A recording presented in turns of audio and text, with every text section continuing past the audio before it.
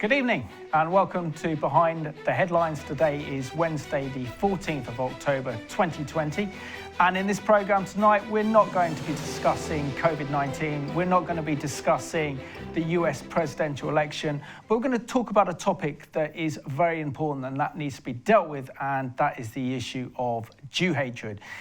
Because last week our Secretary of State for Education, Gavin Williams, sent a very strong letter to vice-chancellors of universities telling them that they have to adopt the International Holocaust Alliance definition on anti-Semitism or they face funding cuts. So the big question in today's programme we'll be asking is, are our universities anti-Semitic? So we are live, we are interactive, and tonight I'm joined by my good friend Stephen Briggs, because Reagan sadly can't join us today. He thought his lovely wife was going to be delivering a baby, but it was a false alarm. So he's been up since 3 in the morning. So if you're watching, Reagan, look forward to having you back soon. And it's great to have you back on, Stephen. So it's been a while since we've done a programme together. Yeah, a good couple of years, I think. So life has been rather busy.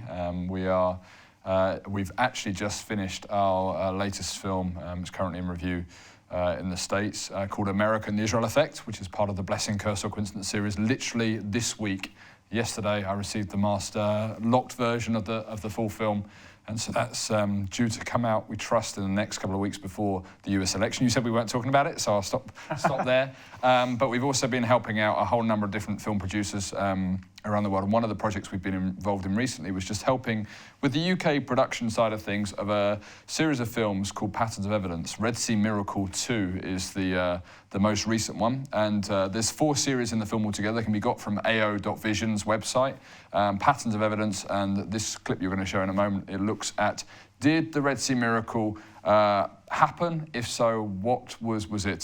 Shallow water, was it deep water? And all those questions that surround it. It's a brilliant trailer. It's a fantastic film. I think you've introduced it well enough. Do you want to introduce it to our viewers? Yeah, so going to show you a clip, the new trailer of the Red Sea Miracle 2. It's been produced by Tim Mahoney in the States. He's a US-based film producer, and he's been on a journey for the past 12 years looking at, is there any evidence for the events of the Bible?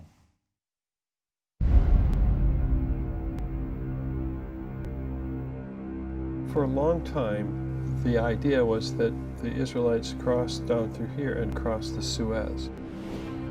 And you don't think there was a crossing at the Suez or at Aqaba? As far as I'm concerned, they're just too deep, too difficult. If God exists, then miracles are entirely possible because there is a God there to act. The wind can't do it. You have to rely then on a spectacular miracle. It's explicit. The Bible says, and the Lord sent a strong east wind which blew all night. If you had told me that somewhere near the Sinai, wind blows and splits the water, I could find it from there.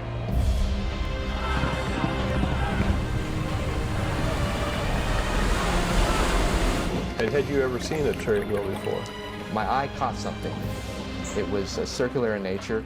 2 wheels stand like this, right, with an axle in between. Right. Circular shape, for certain it's not a coral reef. If you've got evidence, maybe it should be certified in some way. This was the only time that I had seen anything definitive, period. How can we make a judgment on something we've never seen? What you're saying is not wrong to look. We need to look, but we also need to verify. Do you think it was a larger miracle, or do you think it was a smaller miracle? The text indicates it was very large. A miracle is something that God does for us. He wants to get our attention. And people actually who in our academic environment are sticking our necks out to talk about this. The text is clear. Yahweh was at work in pushing back the water. This isn't about wind getting glory. This is about God getting glory. You can call it the Sea of Reeds, you can call this the Red Sea, you can call it the Blue Sea, I don't care. This is Yam Suf.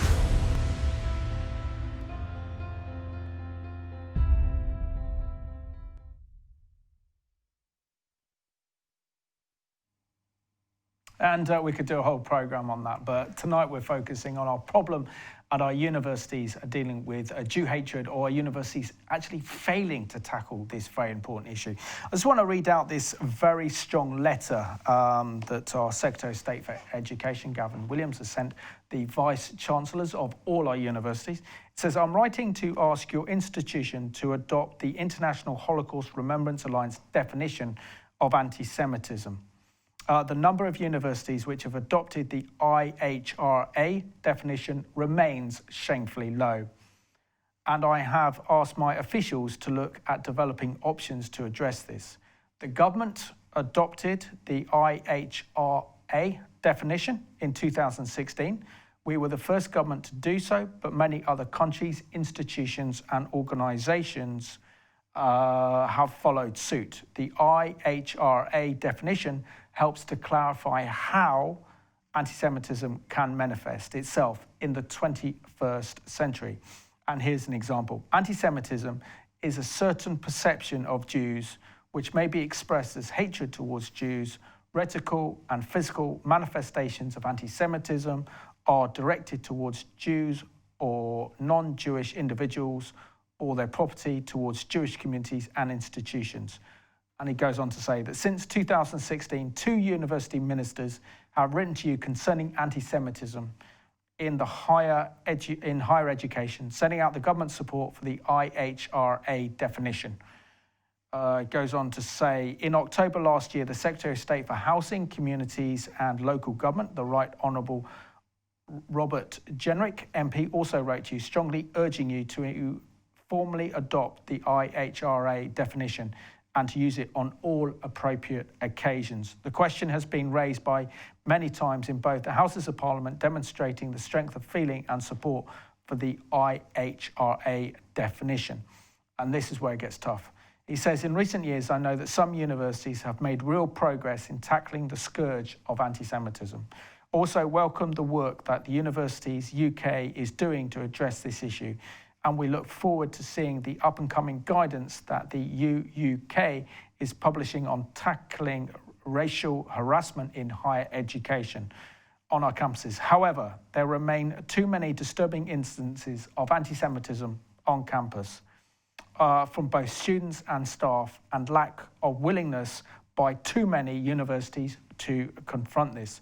The definition helps us better understand and recognise the instances of anti-Semitism, gives examples of kind of behaviours which, depending on the circumstances, could constitute anti-Semitism. However, I'm frankly disappointed that the majority of higher education providers have not yet adopted the IHRA definition. I'm surprised that some universities have actually chosen not to use this straightforward way to demonstrate clearly that they do not tolerate anti-Semitism. These providers are letting down all their staff and students, and shamefully their Jewish students in particular. While many universities may have been rightly quick over the summer to demonstrate their readiness to take action against other forms of racism, it is frankly disturbing that so many are dragging their feet on the matter of anti-Semitism. The repugnant belief that anti-Semitism is somehow less serious or more acceptable forms of racism has taken insidious hold in some parts of British society. I am quite clear that universities must play their part in rooting out this attitude, and demonstrating anti-Semitism is abhorrent. And he goes on to say that if measures are not taken by Christmas, then the government will cut funding to the universities. And what is so astonishing is that only 29 universities out of about 160 across the UK have actually signed up. That is an incredibly strong letter that was written on behalf of our Secretary of State for Education, Gavin Williams, addressing the issue of anti-Semitism. But Stephen, from a biblical perspective, why as Christians should we be concerned about anti-Semitism, particularly when it's spreading like wildfire through our university campuses? Well, because it goes broader than just this subject. If you are highlighting the fact that anti-Semitism is permitted, but other forms of racism are not permitted, you present a major problem within the university establishment and setup and wider circumstances. It's not a new phenomenon.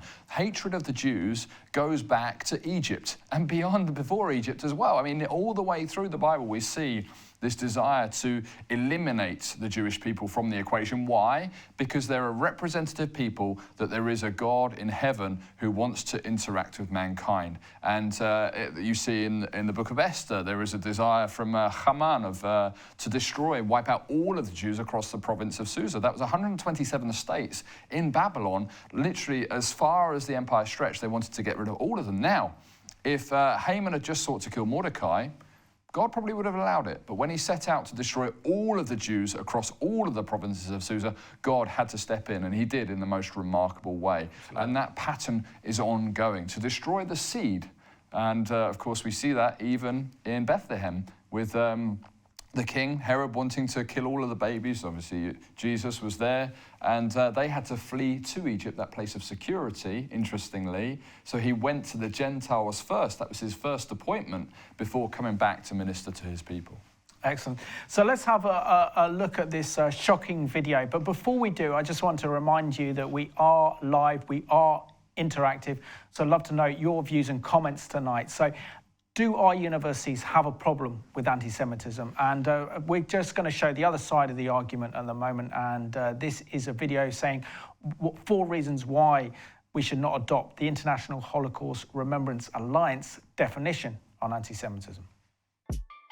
Anti-Semitism is on the rise today. It's real and it's a threat to Jewish communities. Fighting it is a must. Knowing what anti-Semitism is and how to identify it is important if we're going to fight it. But currently, there is an organized effort to conflate anti-Semitism with legitimate criticism of Israel. The International Holocaust Remembrance Alliance, or the IHRA's definition, does just that. The IHRA is an intergovernmental organization of 34 member countries. Pro-Israel lobby groups are pushing universities, governments, municipalities, and other organizations to adopt the IHRA's definition. The IHRA's definition could have disastrous consequences for anyone who stands for Palestinian human rights or anyone who cares about freedom of expression or academic freedom. Here are 4 reasons why you should oppose the IHRA's definition of anti-Semitism. The IHRA's definition of anti-Semitism has little to do with actual anti-Semitism. Its goal is to stifle legitimate criticism of Israeli state policy. 7 out of the 11 examples of anti-Semitism listed in the IHRA's definition specifically mention Israel. If the IHRA is really about combating anti-Semitism, which is hatred against the Jewish people, why the disproportionate focus on Israel? Anti-Semitism is real and deadly. The IHRA's definition is vague and confusing. Attacks against the Jewish people in North America are commonplace and often have tragic consequences. The IHRA's definition of anti-Semitism fails to identify anti-Semitism as a form of prejudice, instead calling anti-Semitism a certain perception of Jews, which may be expressed as hatred. What does that mean? To fight anti-Semitism, we need clear and strong tools. The IHRA's definition is anything but that. The IHRA's definition of anti-Semitism actually makes Jews and Palestinians more vulnerable. It makes Jews more vulnerable by conflating anti-Semitism with legitimate criticism of Israel. And it makes Palestinians more vulnerable by threatening their very legitimate fight for human rights. In the United States and in England, the IHRA's definition is already being used to silence the Palestine Solidarity movement. In the US, President Trump signed an executive order adopting the IHRA's definition into law. It could be used to withhold federal funds from universities where students and faculty are heavily involved in fighting for justice and peace in Palestine. In Canada, the Ontario government has tabled a bill to adopt the IHRA's definition. Several municipalities, including Vancouver and Calgary, have tried and failed to adopt it. It is essential to stop the weaponization of anti-Semitism and the repression of Palestine solidarity. We need to stop the IHRA's definition from being implemented. But what can we do about it? IJV has our own better definition of anti-Semitism. We recognize where the real hate is coming from: fascists, the far right, and other hate mongers, not human rights activists. Plus, we clearly define anti-Semitism as a form of bigotry that's linked to other forms, like white supremacy and Islamophobia. Because anti-Semitism cannot be fought in isolation. We need to fight it together, because together we are stronger. Fight anti-Semitism and white supremacy, not freedom of expression. No IRA. I showed that because it wound me up, and I hope it winds you up too as well, because we can see that her arguments are completely flawed. Why mention Israel? Because Israel's a Jewish state. That's why. And also the other issue I think she also raised was that the issue of Palestinian human rights. Well, look at the abuse being carried out by the Palestinian Authority and Hamas on their own people. And the reason why this Israel came into the discussion regarding the definition of anti-Semitism was because those that hate Israel were saying that Israel has no right to exist, that Israel is a racist state, which is clearly anti-Semitism. So it's identifying Israel as the Jew among the nations, and that's why it was classified as anti-Semitism.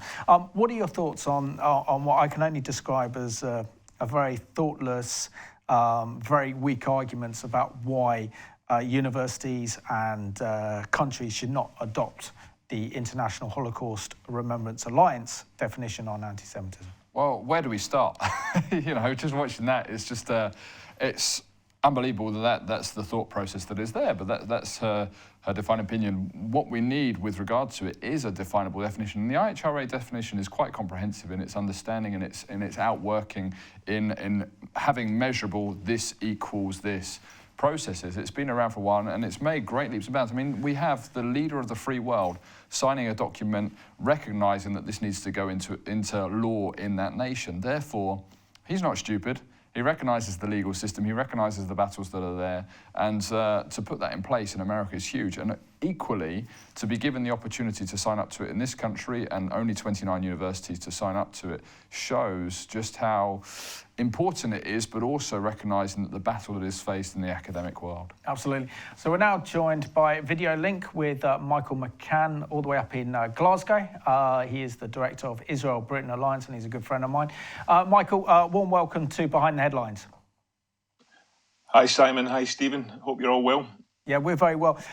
What did you see that video that we just showed there? And I'd love to know your thoughts on it. Well, actually, it breaks my heart to hear it because it's obviously a young person that's narrating it. But the only part that she got right is that pro-Israel lobby groups around the globe, including the Israel-Britain Alliance, is lobbying government to adopt the International Holocaust Remembrance Alliance definition. Aside from that, it was sadly the same old victimhood nonsense that you get from people who claim that the Palestinians are these poor people that are oppressed. The only people that are oppressing the Palestinians are the Palestinian leaders. That's the simple fact of it. But based on the original discussion, Simon, if you don't mind me saying so, it is a very strong letter that's been written by the Education Secretary, Gavin Williamson. And I knew Gavin when I served in Parliament as well.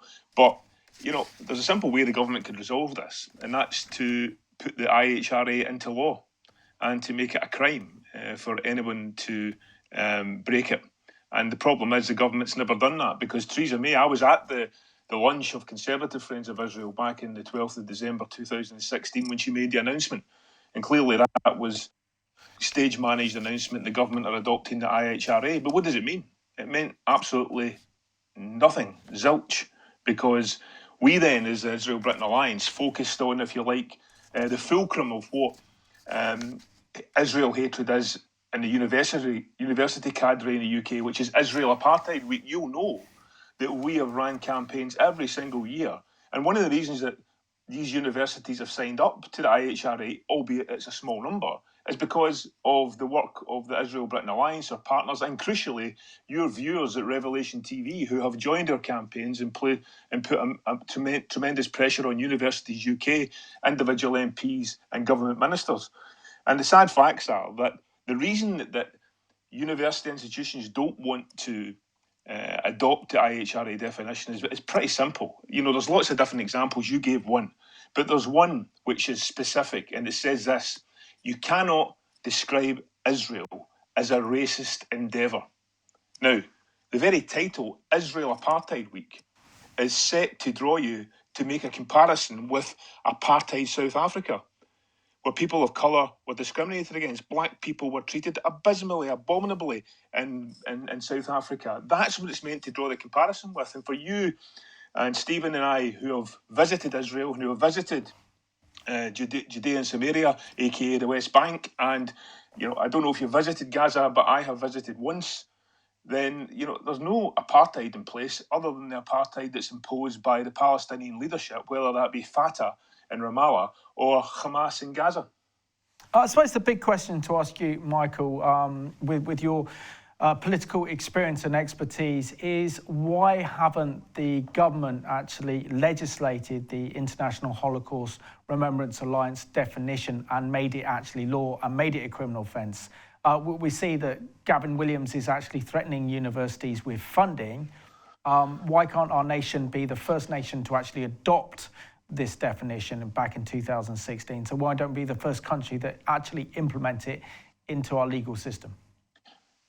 Well, it's a very simple one. It's one that is always difficult for lawmakers. It's how to put the definition and all the different examples given into law to make it workable, so that when someone gets taken to court for breaking that law, then you're going to be able to clearly demonstrate where the lines are and where the black ends or the grey ends and the black ends and the white ends.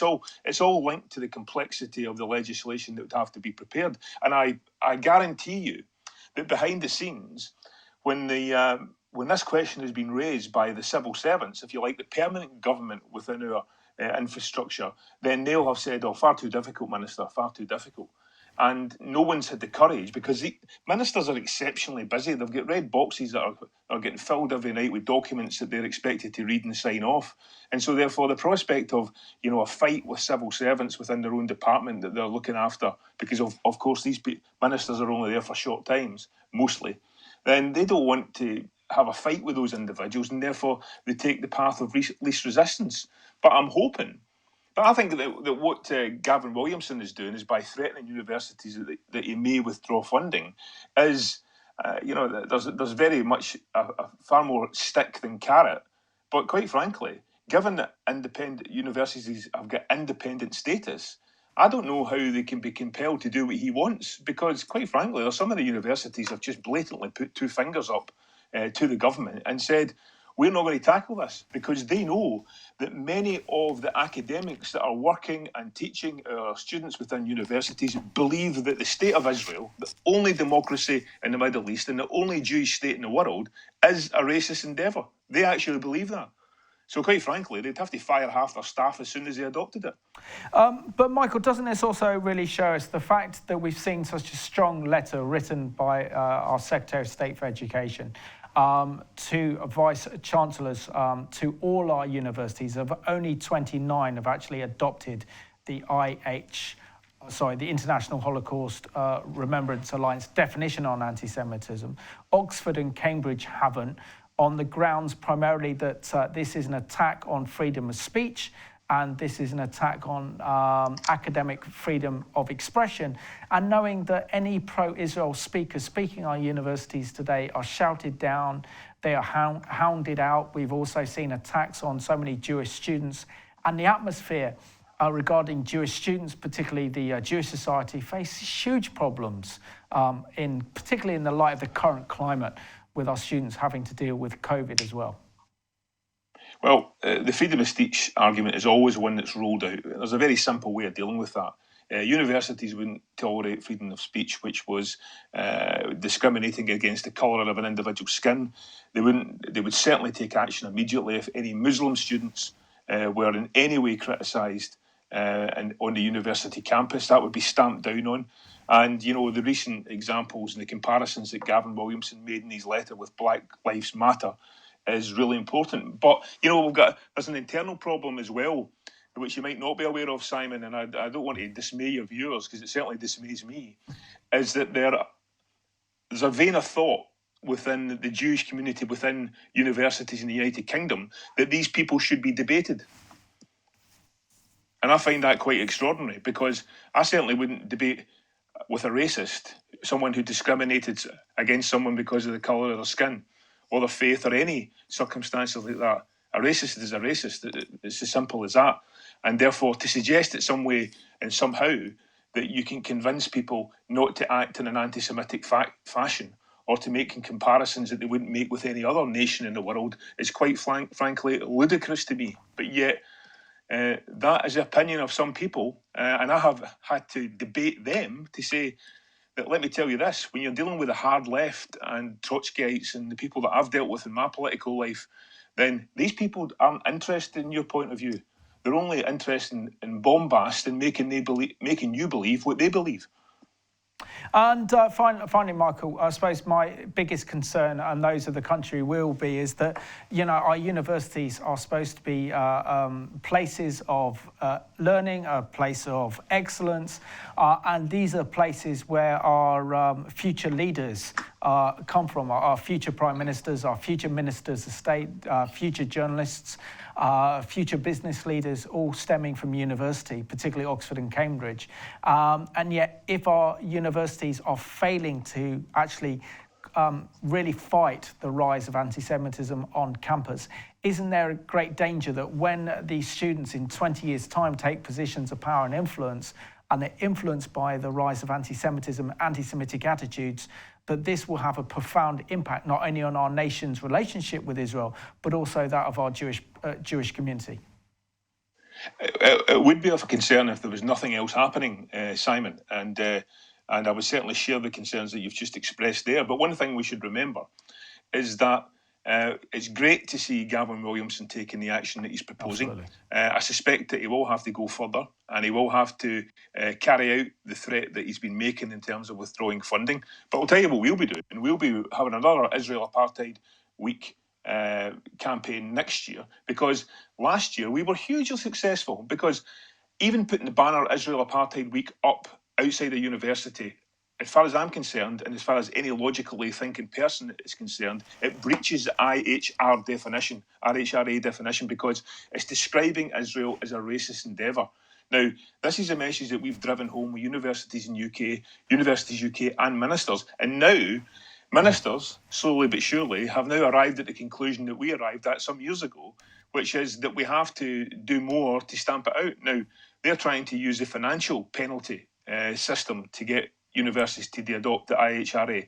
I'll suggest that the route they have to go down in order to really solve this is to ensure that the IHRA is incorporated into UK law, and that would allow us to see this off. But meantime, what we'll do, and what I would urge all your Revelation TV viewers are, who have supported the campaigns of the Israel-Britain Alliance since our inception, is to get behind the campaigns that we run to ensure that we drive these anti-Semites, these racists, out of our universities, because we want our children, we want our young people to challenge authority in terms of, we want them to challenge orthodoxy in many ways in terms of the things that they're learning in university, to really, step up to the challenge of in tertiary education that they've been given. But that doesn't mean that we want to teach them to be racists, or to suggest that somehow there's a particular group of people in our society that it's fair to be racist against. That's just unacceptable. So, I have got some negativity against the government because they could have done a lot more, a lot sooner.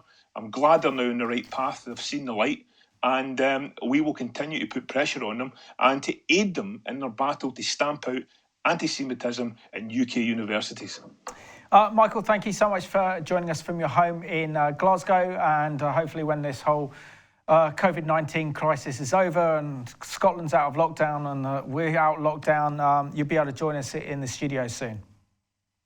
I look forward to that. I look forward to seeing you and Stephen again, and the whole Revelation TV team. Meantime, can I just say to your viewers, everyone, to keep safe, keep well, and look forward to seeing you all in the studio in the not too distant future. God bless. Thank you so much for joining us, Michael. Take care. Thank Bye-bye. you. I've got a few emails in. This is from my co-host, Reagan, who writes, thank you both. Yes, it's a problem. A Messianic friend at Oxford has reported several anti-Semitic attacks. Another question should be asked, is anti-Semitism a problem in churches? That's a whole nother programme. Last week, the leader of the FIEC said an article denying the actual ongoing relevance of the land's promises in God's covenants, not to mention prophecies like Zechariah 12, are compelling. Rachel, who is an Israeli and of Jewish background, once had a deacon in London church say to her, Jews deserve the Holocaust because they crucified Jesus. Tragic and godless. I hope to see you all next week. Love and prayers, Reagan. So thank you for that one, Reagan. And I've got this one, if you don't mind answering this one. This one takes a different position. This one is, Mr. Barrett likes to talk much of anti-Semitism and Jew hatred. I do because it's important. For example, the Nazis in Germany who believed that they were the master race. How is that belief any different from the Jewish belief system that they are in fact God's chosen people? And therefore any superior to other race of man? Could Mr. Barrett please explain this double standards to me, because frankly, I don't get it. Also, why does the fact that because I disagree with certain Jewish practices, such as male circumcision, kosher slaughter, make me a Jew hater? These practices are vile and should be banned immediately. And my advice to any Jew, or that matter Muslim, who dislikes the ban should simply migrate or to be part of a world where such barbaric practices prevail. And that's from James in Bradford.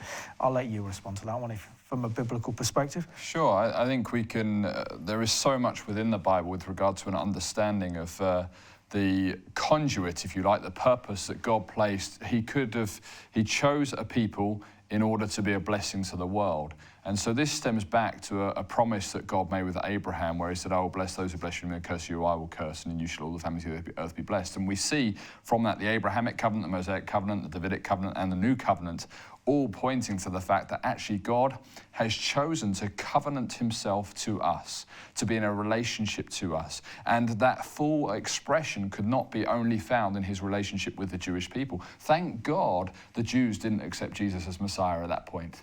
Because it tells us in Romans 11, if the casting away of them is the reconciling of the world, it then goes on to say, what should the receiving of them be? That's the Jewish people, back to himself, but life from the dead.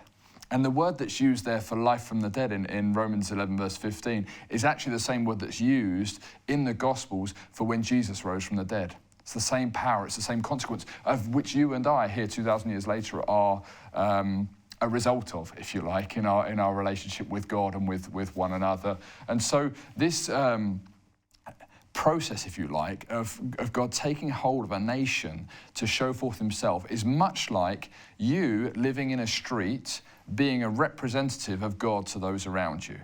And in the same way in the micro form that you have that call and that responsibility, Israel is only that in a macro form. They are there to be a representative nation, that there is a God that we have to answer to for our actions. And the history, and that's what the Blessing, Curse, Coincidence film series is all about, says, is that true? If so, what are the consequences? Well, the Babylonian Empire is no longer here. The Roman Empire is no longer here. The Greek Empire is no longer here. The Spanish Empire is no longer here. The Ottoman Empire is no longer here. The British Empire is no longer here. Where's the American Empire going to end up? We shall see. But each and every one of those empires, when they've touched the apple of God's eye, the resulting consequence has been eventually their demise. And in some cases, it's been pretty rapid. In others, it's taken a longer period. But how do you respond to James's argument, for example, talking about kosher food is barbaric, the Jewish ritual slaughter, and also male circumcision? Because we know that we're living in the New Testament. Yep. But if we remember, the only way for the forgiveness of sins was once a year during Yom Kippur, the Day of Atonement, whereby animal sacrifices had to be sacrificed on behalf of the entire nation. And the high priest, Kohen HaGadol, was the only one who could enter in the Holy of Holies. And even then, God might not actually accept the sacrifice on behalf of the nation. So how does this apply today? Well, I think there's a number of things. Firstly, let's split them up. Kosher and understanding food is, again, if I have a child, I do have a child, but having a set of rules for that child's benefit are important for its safety and its well-being. And actually, the application of kosher is God says, okay, I'm giving you a set of rules, not because I'm a big authoritarian, but actually because I love you and I care for you and I want what's best for you. And so these things, eat dead things, therefore, that's not going to be the best for your physical body and for your health. And so actually, it set them apart as being a people that lived differently to the nations for their benefit. And we have to look at the Black Plague as a prime example. Because they washed their hands, that was something that God indicated through the tabernacle and through the temple service. The resulting consequence, they didn't get the Black Plague on any level compared to those. And what was the reason? Well, they simply washed their hands. If he wants to take it to an extreme, stop washing your hands. Stop and go, take it, because there are things that you have adopted as part of it. You wash your hands. That comes from the Bible. It's a very simple thing, but the reality is we do that for our health. So there is that distinction with kosher. With regard to circumcision, again, the ramifications of that, and if you think about it, Abraham was the first one to be circumcised. And where was he circumcised?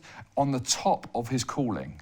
In other words, he was called to be the father of all the nations. And in order for something to be of value in God's eyes, something has to die. And that circumcision actually was the top of his calling that was removed in order for him to be the father of the nations. Absolutely. My final comment to you, James, is that we have to be careful that we are not haughty towards the Jewish people as described in Romans 9, 10 and 11. And they are God's chosen people because God has a covenant relationship with Israel and the Jewish people. And Israel today is here in fulfillment of God's word and his prophetic fulfillment.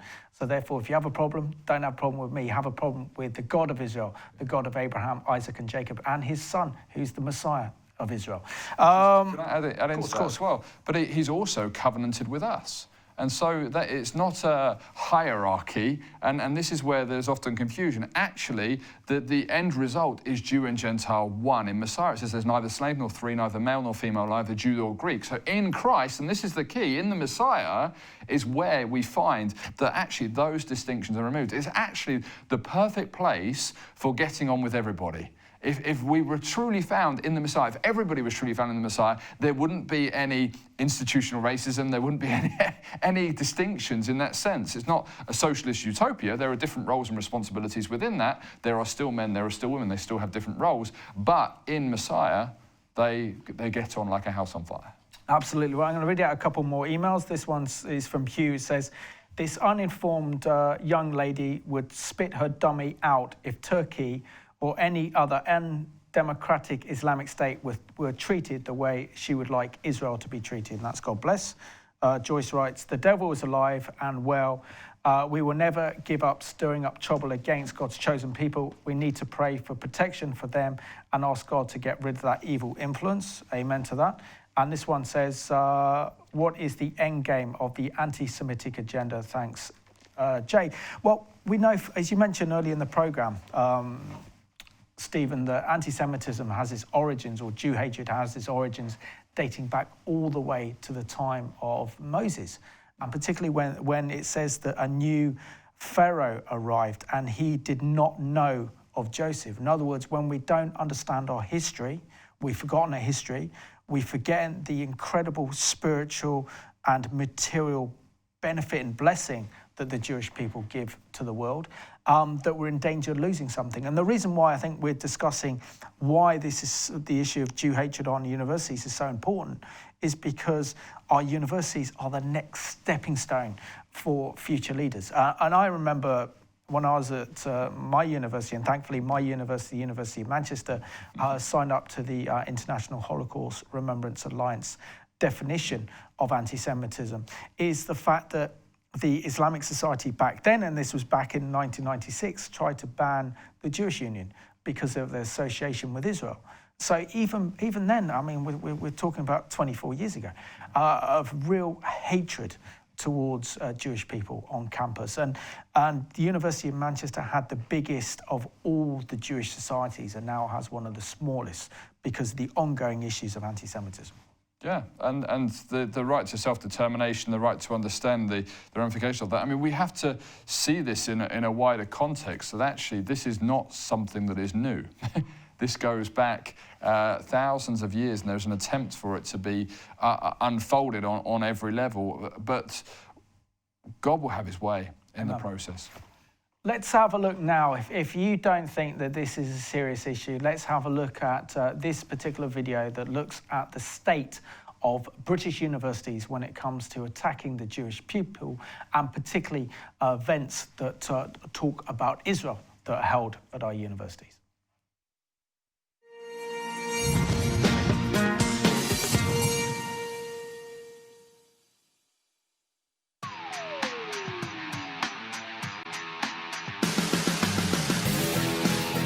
University. For some, it's the road to riches. For others, the path to the endless party. But for many students, it's the time to broaden one's mind and begin to shape the world we live in. University has always been a crucible for social change and reform. Civil rights, women's rights, gay rights, end the war in Iraq. Let's give peace a chance. But for years, there has been one issue that has evoked more passion and hostility than many others. Israel is a terrorist state! 5, 6, 7, 8! Israel is a terrorist state! Israel is a terrorist state!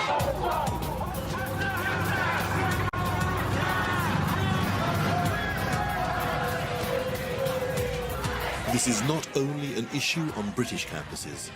It's taking centre stage in Europe, America, and worldwide.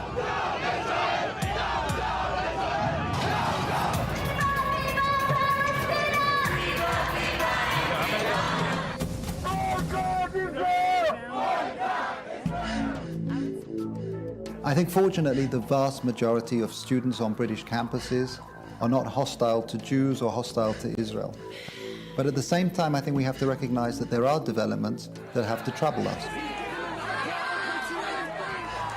Liberate Al-Quds! March to Al-Quds! Liberate Gaza! Fight for Gaza! I don't think that legitimate criticism of Israel is anti-Semitic. People are perfectly entitled to criticise Israel as long as the criticism is fair. But when it crosses the line...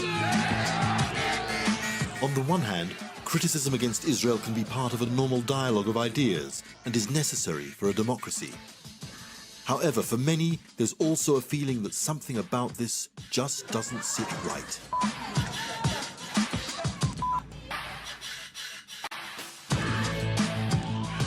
The question is the activity we are seeing part of a healthy freedom of expression? Or is there a problem on our campuses and in our society? Has criticism crossed the line into anti-Semitism?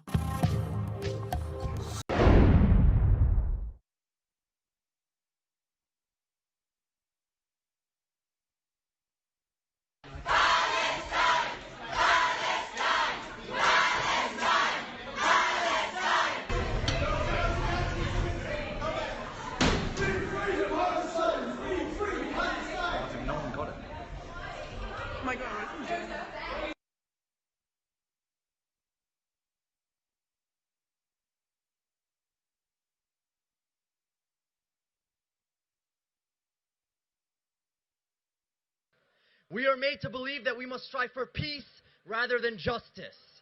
They replaced our struggle for liberation with endless negotiations. They're trying to soil the words that we hold sacred. Shaheed, martyr, revolutionary. These words will always be sacred because they belong to the oppressed. They empower us and strike fear into the hearts of cowards. We are a people of resistance, and we need to rebuild our culture of resistance.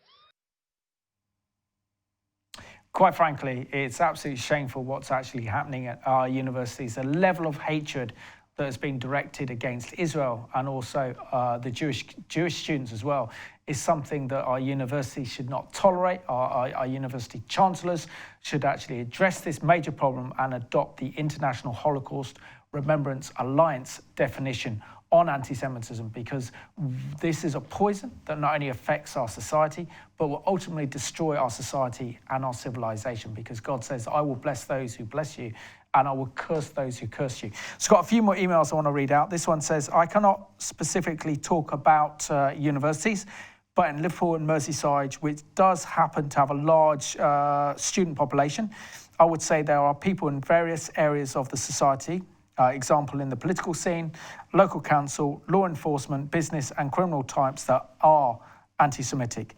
As a Christian in Liverpool that loves the Jewish people and Israel and does not hide it, I speak from experience. Some of the behaviour I've witnessed is more like the Stasi in East Germany. So thank you for that one. Very powerful message. This one says, evening, Simon and Stephen. When I was a student at university, I studied RE as part of my course. I qualified 25 years ago, and even then the location of the synagogue and Jewish graveyard were a close guarded secret. We as students were privy to the information, but we were told not to disclose the information. I remember being greatly saddened by this. I studied history and remember studying the First Crusade, in which many of the Jews in Europe were massacred on the way to the Holy Lands. Throughout history, the Jews have been persecuted. I truly hope that the people pray for Israel as we do. God bless you all, and that's Anita. So thank you so much for that one, Anita. And I suppose summing up, we have to really praise Gavin Williamson for his brave and courageous stance on tackling this issue. And you were a pupil of the great late Lance Lambert, who talked constantly about the blessing, curse, or coincidence when it comes to Israel and the Jewish people. As Christians, why is it so important that we understand God's heart on this issue, and understand that God's people, the Jewish people, and their nation, Israel, is very integral to God's plans and purposes? Well, in Galatians 3, it says, for Scripture, foreseeing that God would justify the Gentiles by faith, preached the gospel beforehand to Abraham, saying, in you shall all the families of the earth be blessed. So we have right there in Galatians a link back directly to Genesis 12, and it tells us that Genesis 12 actually is the gospel and the means by which it is going to be outworked. So from that moment on, we see a promise with regard to a land, with regard to a seed, and with regard to a blessing. That's expanded in Genesis 15, Genesis 17, Genesis 22, Genesis 27, Psalm 106, 8 to 11, 1 Chronicles 16, and the list goes on. This covenant is reiterated and reiterated and reiterated. And at the end of Romans 11, it says this, such a profound statement, oh, the depth of the riches, both of the wisdom and the knowledge of God, how unsearchable are his judgments and his ways past tracing out. For who has known the mind of the Lord, or who has been his counselor, or who has first given to him, and it shall be recompensed unto him again. For of him and through him and unto him are all things, to him be the glory forever and ever. Amen. Now what we have here is the most remarkable journey that is in type and shadow with regard to the process of the Israelites leaving Egypt, going into the promised land, and their wilderness experience, actually is a parallel image of what every believer goes through as well. And it's because of the love of God and for the glory of God that we see this being outworked in our society as well. And we want to be those who stand with those that God stands with. Amen. I think I've got time to read this one out. From Kim and Ralph, they said, Shalom, Simon, thank you for all the programs that you bring to us about the Jewish people. God's chosen, the apple of his eye. I'm very grateful that the Lord spoke to me in a dream telling me that Israel is very important. We thank you all for the brilliant shows that you bring to Revelation TV family. Well done, good and faithful sermon, and that's God blessings you always, Kim and Ralph. So thank you very much, Kim and Ralph. That's very kind and very encouraging. It's when the Lord really touches the issue of Israel upon your heart that you have a moral responsibility to act. Why is it that so many Christians have a theological understanding of Israel and the Jewish people, but don't put that into practice? And why is it important that we show the Jewish people our love and our support, particularly in a time when we're seeing a rise of anti-Semitism? We're down to 2 minutes of the programme. Sure, well, very simply, 1 Corinthians 4, verse 1 and 2 says, let a man so account of us as of ministers of Christ and stewards of the mysteries of God. And then in verse 2 it says, him moreover it is required in stewards that they be found faithful. So there are, I think it's 14 mysteries that are in the New Testament. One of those is defined as the mystery of Israel. Where it says, for I would not, brothers, have you ignorant of this mystery, in Romans 11, verse 25. It's not the only mystery. There's the mystery of the church, there's the mystery of marriage, there's the mystery of faith, mystery of lawlessness, mystery of the resurrection. But it's one of those mysteries. And once you understand it, as it said in 1 Corinthians 4, verse 2, there is a responsibility to be faithful with it and to steward it appropriately. And so we have some Christians that have an understanding, but they're like, I'm not necessarily going to steward it. It's not a priority in my life. Others see that responsibility and that they act upon it. And not everybody sees the mystery of Israel, and that's okay. That's what Romans 11, verse 25 says, I would not, brothers, have you ignorant of this mystery. So you've got ignorance, lest you be wise in your own conceits. You've got arrogance, you've got those who understand. And by the grace of God, we have an understanding of what God is doing with regard to this. It's quite exciting. It's very exciting. Stephen, thank you so much for joining me on Behind the Headlines, and I want to thank you for watching tonight's programme. We have to stamp out the rise of Jew hatred wherever we see it, particularly in the realms of academia at our universities, where our universities are failing to deal with this issue to the extent that only over 129 universities have not signed up to the International Holocaust Remembrance Alliance definition of anti-Semitism is truly shocking, because once it spreads through academia, it spreads throughout the whole of society. And this will mean whether our nation is blessed or cursed by God. And we want to be a nation that is blessed by God. That's why it's important. So I want to thank you for watching tonight's Behind the Headlines, and I'll see you next week.